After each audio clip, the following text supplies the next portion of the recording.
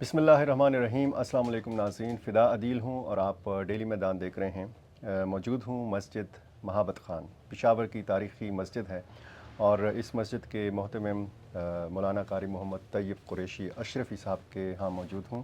مولانا صاحب، ہم بات کریں گے آج رمضان المبارک کے حوالے سے، اور ہمارے جو ناظرین ہیں ان کو یہ پتہ ہو کہ ہم روزانہ کی بنیاد پر جو رمضان المبارک سے متعلقہ جتنے بھی مسائل ہیں، جتنے بھی لوگوں کے سوال ہیں ذہنوں میں، وہ بھی ہم اپنے ناظرین کے سامنے پیش کریں گے۔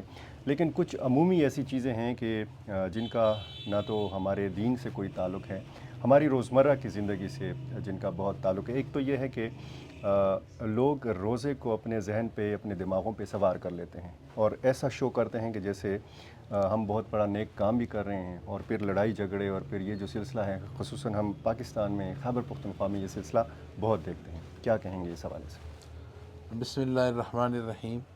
سب سے پہلے تو جی آپ کا بہت شکریہ۔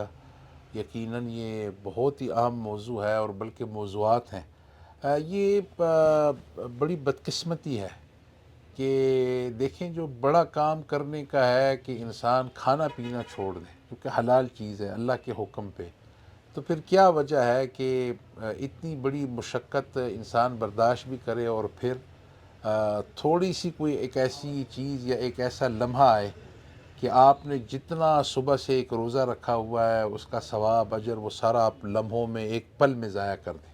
دیکھیں، حدیث مبارک میں آتا ہے کہ آپ صلی اللہ علیہ وسلم فرماتے ہیں کہ جس آدمی نے روزہ ہونے کے باوجود کہ وہ روزے کی حالت میں ہے، اور وہ جھوٹ نہیں چھوڑتا، وہ گالم گلوچ نہیں چھوڑتا، وہ فسق نہیں چھوڑتا، وہ جھگڑا نہیں چھوڑتا، ہمیں کوئی ضرورت نہیں ہے کہ اس کے بھوکے اور پیاسے رہنے پہ۔ تو اس سے بندہ اندازہ لگا سکتا ہے کہ اگر روزے میں انسان ہے، گو کہ روزے کے بغیر بھی شرعاً یہ اجازت نہیں ہے، لیکن روزے کی حالت میں تو آپ سے فرماتے ہیں کہ اگر کوئی آپ سے کوئی برا بھلا کہے بھی، آپ جواب میں کہیں کہ میں یہ جواب نہیں دوں گا کیونکہ میں روزے سے ہوں۔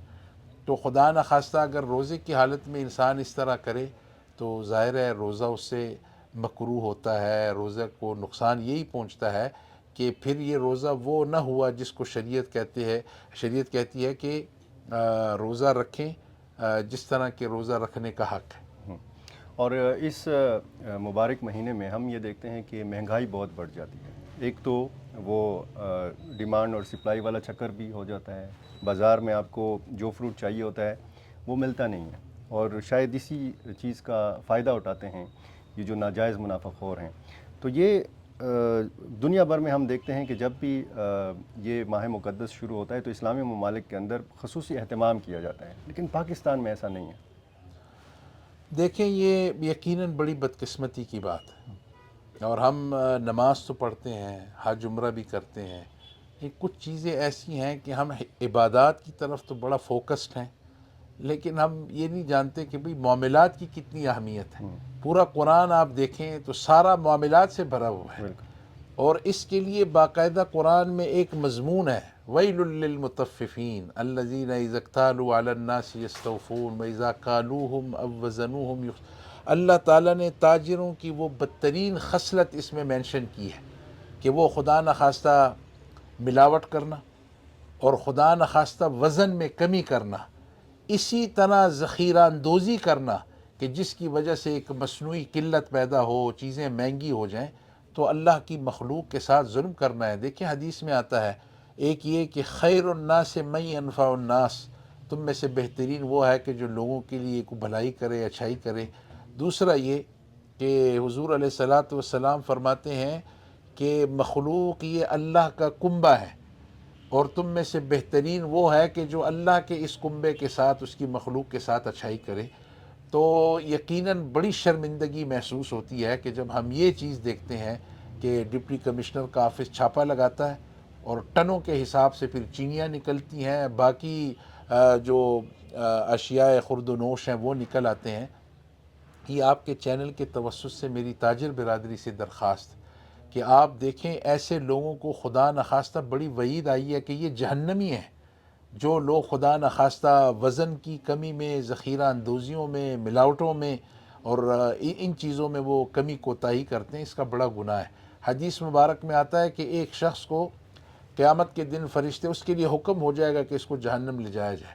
کہتے ہیں راستے میں فرشتے کہیں گے کہ بھئی تم کو اپنا نیک عمل بتاؤ. وہ کہے گا میرا کوئی نیک عمل نہیں. یار کہتے ہیں سوچو کوئی کچھ نیکی تو تم نے کی ہوگی. تو پھر وہ بولے گا کہ ہاں ایک عادت تھی میری، وہ یہ تھی کہ میں جب بھی کسی سے کوئی چیز لیتا تھا تو میں اس کے ساتھ زیادہ آرگومنٹ نہیں کرتا تھا، بلکہ میں کہتا چھوڑو یہ میرے سے کمال ہے، میرا مسلمان بھائی ہے. میں جب کوئی چیز بیچتا تھا تو میں چھیڑ چھاڑ نہیں کرتا تھا، میں کہتا چلو اس کو تھوڑا سا فائدہ ہو جائے، میرا بھائی ہے. اور جب میرا کسی کے ہاں یعنی کسی کے ساتھ میرا قرض کا معاملہ تھا، لین دین ہوتی تھی، تو میں اس کو اپنے ان پیسوں کی ڈیمانڈ میں یا وہ پیسے مانگنے میں یہ نہیں کرتا تھا کہ میں اس کی توہین کروں، تذلیل کروں، بلکہ میں اس کی عزت نفس کا خیال رکھتا تھا. کہتے ہیں جب یہ تین چیزیں یہ بیان کرے گا تو اس کے لیے حکم خداوندی ہوگا کہ تمہاری جنت کی جانے کے لیے یہ تین چیزیں کافی ہیں. یہ معمولی چیز نہیں ہے. یعنی آپ ہزاروں رکعت نفل پڑھیں اور دوسری طرف خدا نخواستہ آپ ذخیرہ اندوزی میں، آپ ملاوٹ میں، اور آپ ان چیزوں میں کہ جیسے سامان، وہ جو باسی سامان، پرانا سامان، ایسی چیزیں بیچنا، اس کی خرید و فروخت کرنا، تو یہ سارا بڑا سخت گناہ ہے. اسی لیے گزارش یہ ہے کہ اللہ سے تجارت کا مہینہ ہے رمضان المبارک. ویسے بھی کاروباری شخص کو یہ کرنا چاہیے. ہم ہر عمل جب کریں تو ہم اس میں یہ چیز مقدم رکھیں کہ میں اللہ کی رضا کے لیے کر رہا ہوں. تو اللہ نے وعدہ کیا اس معاملے کے اوپر کہ تم اگر اللہ کی راہ میں خرچ کرو گے، اللہ کے لیے کوئی کام کرو گے، من کان للہ کان اللہ لہ، تم اللہ کے ہو جاؤ، اللہ تمہارا ہو جائے. مولانا صاحب، ہم یہ دیکھتے ہیں کہ اس مہینے میں ہمارا جو ایمانی جذبہ ہے وہ بڑھ جاتا ہے. ہم نمازیں بھی پڑھنا شروع کر دیتے ہیں، مساجد میں بھی آنا شروع کر دیتے ہیں، اور پھر ہم لوگوں کے ساتھ مدد بھی کرنا شروع کر دیں، خیرات، صدقات، اور جس طریقے سے ہم زکوٰۃ دیتے ہیں اس مہینے میں، یہ ادائیگی کا یا امداد کرنے کا، مدد کرنے کا طریقہ کیا ہونا چاہیے؟ دیکھیں، سب سے پہلے میری درخواست یہ ہے، ہمارے ملک میں یقیناً بہت بڑی پریشانی سے یہ سارا ملک گزر رہا ہے. غربت اس حد تو انتہا کو پہنچ چکی ہے. ایک یہ کہ عزت نفس کا خیال رکھیں. لا تبطلوا صدقاتکم بالمن والاذی، اپنے صدقات کو ضائع مت کرو. احسان جتلا کے دیتے ہو یا ذلیل کر کے دیتے ہو، یہ دونوں صدقے ضائع اللہ کے نزدیک یہ قبول ہی نہیں ہوں گے. اور دوسرا یہ کہ کبھی کبھی سرم و علانیہ، کبھی کبھی آپ اس کو خاموشی سے دیں کہ دوسرے ہاتھ کو بھی پتہ نہ چلے، اور کبھی کبھی آپ نے اعلانیہ بھی کرنا ہے تاکہ کم از کم لوگوں کو بھی کوئی تھوڑی سی انکریجمنٹ ہو، لوگوں میں بھی یہ احساس ہو. یہ نہ ہو کہ بھئی وہ ہاتھ اپنی جیبوں میں اندر ہی رکھ کے رہ جائیں اور باہر غربت جو ہے اور غریب بیچارہ جو پس رہا ہے اس کا بیڑا ہی غرق ہو جائے. تو ان چیزوں کا ہمیں بنیادی خیال رکھنا چاہیے. دوسرا جو کانسیپٹ ہے وہ یہ کہ ہمارے ہاں جو صاحب ثروت لوگ ہیں ان سے تھوڑی درخواست ہے کہ آپ تھوڑا ایک قدم لیں، آگے آئیں، آپ جائیں ذرا اور غریب کی داد رسی کریں، اس کی عزت نفس کا خیال رکھیں.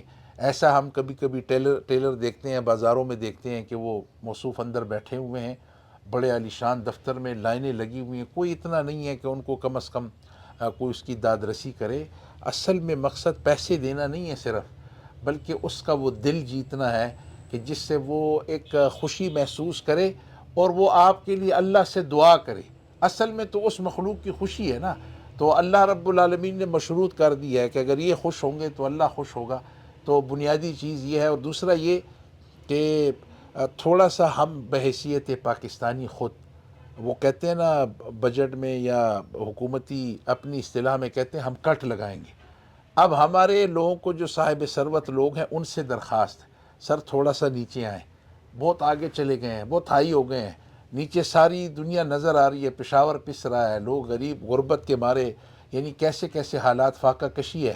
اور جب ہم دیکھتے ہیں دوسری طرف تو محلات ہیں، بنگلے ہیں، بلڈنگز ہیں، ان سے درخواست ہے کہ آپ تھوڑا سا اپنا سٹینڈرڈ نیچے کریں اور تھوڑا سا اپنا پیٹ بھی کاٹیں، تھوڑا سا تقسیم کریں. اگر یہ ارادہ ہم کر لیں کہ بھئی میرے دسترخوان پہ جو چیز ہوگی اس میں سے میں کچھ حصہ دوسرے کا بھی کروں گا. میرا نہیں خیال، میں نہیں سمجھتا اگر عمر بن عبدالعزیز رحمۃ اللہ علیہ کے زمانے میں غربت ختم ہو سکتی ہے، اس زمانے کے مقابلے میں تو اب پاکستان میں پیسہ بہت زیادہ ہے، اور قربانی کی ضرورت ہے. مولانا صاحب، پیسہ بھی بہت زیادہ ہے، اور میں بہت زیادہ صاحب ثروت ایسے لوگوں کو جانتا ہوں جو ہر رمضان المبارک میں عمرہ کرنے جاتے ہیں. یہ ثواب کے لیے جاتے ہیں یا ایک فیشن ہے؟ دیکھیں عمرہ اور حج، ہمارے ہاں یہ سوال اٹھتا ہے کہ عمرہ اور حج جو ہے وہ اس زیادہ پیمانے پہ، اصل اگر اللہ نے کسی کو پیسے دیے ہیں اور اس کی استطاعت ہے تو اس کا تو یہ حق ہے کہ وہ عمرے پہ جائے، حج پہ جائے. اس لیے حج اور عمرہ گویا کہ اللہ سے عشق و محبت کا ایک طریقہ ہے کہ بندہ جاتا ہے اور اظہار کرتا ہے. لیکن ہمارے ہاں جتنا زیادہ عمرہ اور حج میں دکھاوے والا معاملہ آ چکا ہے، اگر جس نوعیت کے کارڈ چھپتے ہیں، شادی حالوں میں تقاریب ہوتے ہیں، اگر آپ میرے سے یہ پوچھیں کہ شریعت میں اس خیرات کا کوئی تصور ہے تو نہیں ہے. آپ جو دیگیں پکوا کے جن لوگوں کو آپ کھلا رہے ہیں ان پہ تو صدقہ ہوتا ہی نہیں ہے، وہ خود سرمایہ دار ہیں. صدقہ تو اگر آپ نے واقعی کرنا ہے تو کسی کیمپ میں جائیں، غریبوں کو مدعو کریں تاکہ وہ بیچارے جو ہے وہ پیٹ بھر کے کوئی کھانا کھا سکیں. تو یہ کنسیپٹ جو دکھاوے کا ہے، وہ چاہے عمرے کا ہے اور وہ چاہے حج کا ہے، یہ مناسب نہیں. اور ساتھ میں ایک اور چیز بھی ایڈ کروں کہ جن لوگوں کے پاس بہنوں کا حصہ ہے باپ کے مال میں، ان سے بھی درخواست ہے. اور جو لوگ خود باپ ہو کے ہیں اور بیٹوں میں تو تقسیم کرتے ہیں اور بیٹیوں کو کچھ نہیں دیتے، یہ ساری چیزیں بھی وہ عوامل ہیں کہ جس کی وجہ سے یہ غربت پھیل رہی ہے.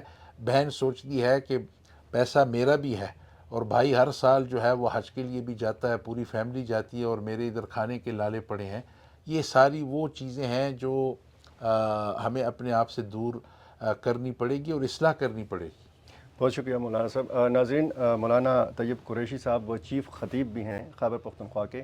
ان سے ہم رمضان المبارک سے متعلق، روزے سے متعلق اور بعض دیگر جو دینی مسائل ہیں ان سے متعلق روزانہ کی بنیاد پر ان سے ہم نے درخواست کی ہے. روزانہ کی بنیاد پر ایک ویڈیو ڈیلی میدان کے اس پلیٹ فارم سے آپ ملاحظہ کر سکیں گے اور دیکھنا مت بھولیے. بہت شکریہ آپ کا.